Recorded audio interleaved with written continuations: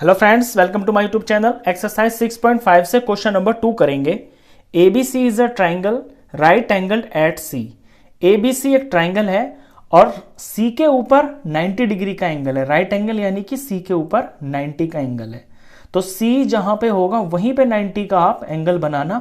बाकी के जो ए और बी है वो आप कहीं पे भी लिख सकते हो। आप यहां पे ए लिख दो, यहां पे बी लिख दो, उससे कोई दिक्कत नहीं है। तो मैं यहां पे ए लिख देता हूं, यहां पे मैं बी लिख देता हूं। If A B is 25 centimetre and A C is 7 centimetre, अगर ए बी की लेंथ 25 सेंटीमीटर है और ए सी की लेंथ 7 सेंटीमीटर है, देन फाइंड बी सी। तो बी सी की लेंथ बताइए, बी सी कितनी होगी। तो सिंपली इसके अंदर पाइथागोरस थ्योरम लग जाएगी। पाइथागोरस थ्योरम होती है कि किसी भी राइट ट्राइंगल के अंदर जो सबसे बड़ी वाली साइड होती है 90 के सामने, उसका स्क्वायर बाकी की जो दो साइड्स होती हैं जो 90 का एंगल बनाती है उनके स्क्वायर के सम के बराबर होता है। तो by Pythagoras theorem in right triangle A C B, इसके अंदर फिगर के अकॉर्डिंग सबसे बड़ी साइड क्या है, ए बी। तो ए बी का स्क्वायर बराबर हो जाएगा A C square B C square plus B C square. अब यहां पे मुझे जो निकालना है बी सी, तो बी सी वाली टर्म को मैं लेफ्ट में ले लेता हूं। इसी चीज को मैं ऐसे भी तो लिख सकता हूं और करके इन दो साइड को मैं इधर लिख सकता हूं। बात तो एक ही है, B C plus A C square is equal to A B. ऐसा मैंने सिर्फ इसलिए किया है क्योंकि इस बार जो साइड मुझे चाहिए ना वो मेरी राइट में आ रही है, तो मैं लेफ्ट में कर लूंगा तो इक्वेशन मेरी ठीक चलेगी आगे। तो ये कोई फर्क नहीं पड़ता, इससे साइड्स बिल्कुल सेम है। तो B C square plus A C square is equal to A B square भी लिख सकता हूं मैं। अब यहां से वैल्यू पुट करना शुरू कर देते हैं। तो बी सी की तो वैल्यू मुझे पता ही नहीं है, तो B C square as it is रहेगा। ए सी की वैल्यू मुझे पता है 7 है, तो ये 7 का स्क्वायर हो गया। और यहां पे ए बी की वैल्यू है 25, तो ये 25 का स्क्वायर हो गया। अब बी सी मुझे चाहिए, ये इक्वेशन बन गई ना। बी सी मुझे चाहिए तो बी सी को मैं अकेला कर लूंगा। बी सी स्क्वायर यहां पे रह गया और 25 स्क्वायर अपनी जगह पे, ये प्लस 7 का स्क्वायर इधर जाएगा तो -7 स्क्वायर हो जाएगा।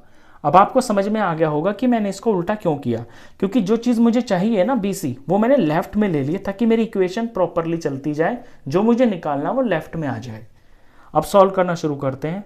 तो बी सी को एज इट इज लिखेंगे, बी सी स्क्वायर 25 का स्क्वायर यानी 25 को 25 से ही मल्टीप्लाई करना है, माइनस 7 का स्क्वायर यानी 7 को 7 से ही मल्टीप्लाई करना है। नेक्स्ट स्टेप में B C square is equal to 25 को 25 से मल्टीप्लाई कर लेते हैं। 25 इंटू 25, 5 5 जो 25, ये 2 हो गया, 10 और ये 12 हो गया, और 25 2 जार 50 होता है, ये 5 ये 2 और ये 625 माइनस 7 7 जार 49 होता है।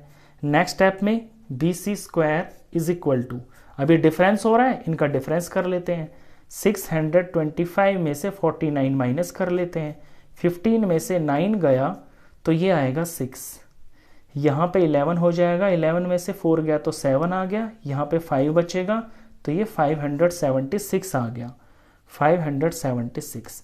अब यहाँ पे आके ये बी सी स्क्वायर है ना, तो इसे आप B C into B C लिख सकते हैं, क्योंकि स्क्वायर का क्या मतलब हुआ कि वो चीज़ 2 बार मल्टीप्लाई है।